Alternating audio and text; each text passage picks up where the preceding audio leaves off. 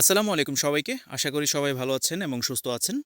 অনেকদিন পর আবারও আপনাদের মাঝে একটি নতুন ভিডিও নিয়ে হাজির হলাম। তো আজকের ভিডিওতে আমরা কোথায় যাচ্ছি সেটা নিশ্চয়ই আপনারা ভিডিওর শুরুতে বুঝতে পেরেছেন। আজকে আমাদের প্ল্যান হচ্ছে বিয়ে খেতে যাওয়া। আর যে বিয়েতে আমরা যাচ্ছি সেই বিয়েটা হচ্ছে আমাদের সবার পরিচিত আরিয়ানের। যারা আমার ভিডিও নিয়মিত দেখেন তারা হয়তো আরিয়ানকে আগে থেকে চিনে থাকবেন। তো বিয়ে খাওয়ার জন্য আমরা সবাই প্রস্তুত হয়ে ব্রাহ্মণবাড়িয়া থেকে ভৈরবের উদ্দেশ্যে রওনা দিয়ে দিলাম। শুরুতে রাস্তাটা মোটামুটি ভালোই ছিল। সবাই মিলে গল্প করতে করতে এবং বিভিন্ন বিষয় নিয়ে কথা বলতে বলতে আমরা এগিয়ে যাচ্ছিলাম। তবে মাঝপথে গিয়ে পড়লাম প্রচণ্ড জ্যামের মধ্যে। রাস্তার অবস্থা এমন ছিল যে গাড়ি একদম ধীর গতিতে চলছিল। প্রায় ৩০ মিনিটের মতো আমাদের এই জ্যামের মধ্যে আটকে থাকতে হয়েছে। শেষ পর্যন্ত কিছুক্ষণ পর রাস্তা ক্লিয়ার হলে আবারও আমরা আমাদের গন্তব্যের উদ্দেশ্যে রওনা দিলাম। কিছুক্ষণ চলার পর অবশেষে আমরা চলে আসলাম বিয়ের অনুষ্ঠানে। বিয়েটা মূলত একটি পার্টি সেন্টারে অনুষ্ঠিত হচ্ছে। আমরা সেখানে পৌঁছানোর কিছুক্ষণের পরই বর আরিয়ান এসে হাজির হলো। বর আসার পর স্বাভাবিকভাবেই বিয়ে বাড়ির পরিবেশটা আরও জমে উঠেছে। সবাই যার যার মতো ব্যস্ত হয়ে পড়েছে। কেউ ছবি তুলছে, কেউ ভিডিও করছে, আবার কেউ ব্যস্ত রয়েছে বরকে নিয়ে।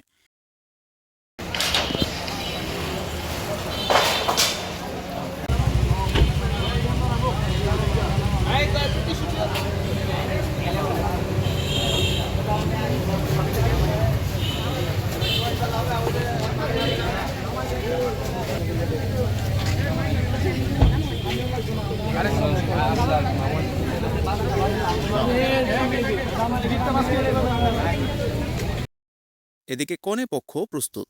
জামাইকে গেটে আটকানোর জন্য তারা গেটের সামনে অবস্থান নিয়েছে।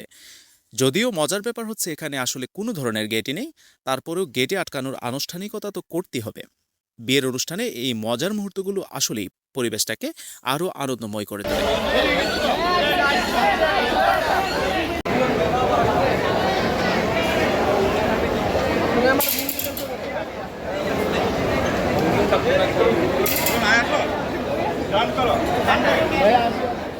দেখতে দেখতে সময় অনেকটা পেরিয়ে গেছে। প্রায় ৩টার উপর বেজে গেছে। আর আমরা সবাই তখন অধীর আগ্রহ খাবারের জন্য অপেক্ষা করছি। কারণ বিয়েতে যতই অনুষ্ঠান থাকুক, শেষ পর্যন্ত খাবারের জন্য অপেক্ষা করাটাও কিন্তু কম গুরুত্বপূর্ণ নয়। প্রায় ১৫ থেকে ২০ মিনিট অপেক্ষা করার পর অবশেষে আমরা বসার জায়গায় পেয়ে গেলাম। তারপর শুরু হলো আমাদের বিয়ের খাবারের পালা। সবার প্রথমে আমাদের পরিবেশন করা হলো পোলাও। সঙ্গে ছিল সালাদ এবং বুরহানি। পোলাওটা বেশ ঝরঝরে ছিল এবং তেলও ছিল তুলনামূলক খুব কম। এরপর দেওয়া হয়েছে রূপচাঁদা মাছ ফ্রাই। মাছের সাইজটা বেশ ভালো ছিল, মাছটা দেখেই বেশ ফ্রেশ মনে হচ্ছিল এবং খেতেও বেশ ছিল সুস্বাদু। এরপর আমাদের সামনে নিয়ে আসা হলো রোস্ট। রোস্টের সাইজটা তুলনামূলকভাবে অনেক ছোট ছিল, আর রোস্টে বেশ ভালো পরিমাণের তেল ব্যবহার করা হয়েছে। এরপর এলো ফ্রাইড চিকেন। চিকেনের সাইজ মোটামুটি ভালো ছিল, কিন্তু এখানেও তেলের পরিমাণ ছিল অনেক বেশি। এক কথায় বলতে গেলে চিকেনটা বেশ তেলতেলে ছিল। সবশেষে আমাদের পরিবেশন করা হয়েছিল বিফ। বিফটা অবশ্য মোটামুটি ভালোই ছিল। মাংসটা বেশ ভালোভাবে কষানো হয়েছিল এবং মাংস মোটামুটি নরম ছিল, তাই খেতে তেমন সমস্যা হয়নি। সব মিলিয়ে বিফ আমার কাছে মোটামুটি ভালো লেগেছে। এরপর ছিল জর্দা, তবে কোনো এক কারণে আমরা জর্দাটা মিস করে ফেলছি। সব মিলিয়ে খাবারের মান মোটামুটি ভালোই ছিল, আলহামদুলিল্লাহ। খাওয়া দাওয়া শেষ করার পর আমরা আবার বিয়ের অনুষ্ঠানের দিকে চলে গেলাম। তখন বিয়ের মূল আনুষ্ঠানিকতা শুরু হয়েছে। বরকনের বিয়ে পড়ানো হচ্ছে, আর আশেপাশে থাকা সবাই সেই বিশেষ মুহূর্তগুলো ক্যামেরাবন্দি করতে ব্যস্ত।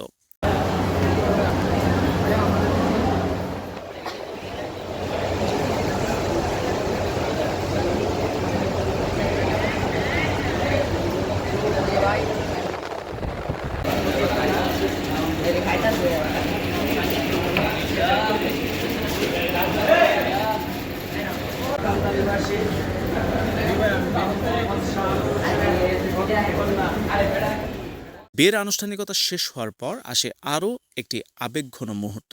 কনের মা কন্যা সম্প্রদান করেন। আসলে এই মুহূর্তটা সত্যি অনেক আবেগের, কারণ একটি মেয়ে তার ছোটবেলা থেকে যে পরিবারে বড় হয়েছে, সে পরিবারে বাবা মা ভাই বোন এবং আপনজনদের ছেড়ে সম্পূর্ণ নতুন একটি পরিবারে চলে যায়। বিষয়টা বাইরে থেকে যতটা সহজ মনে হয়, একজন মেয়ের ক্ষেত্রে আসলে ততটাই কঠিন।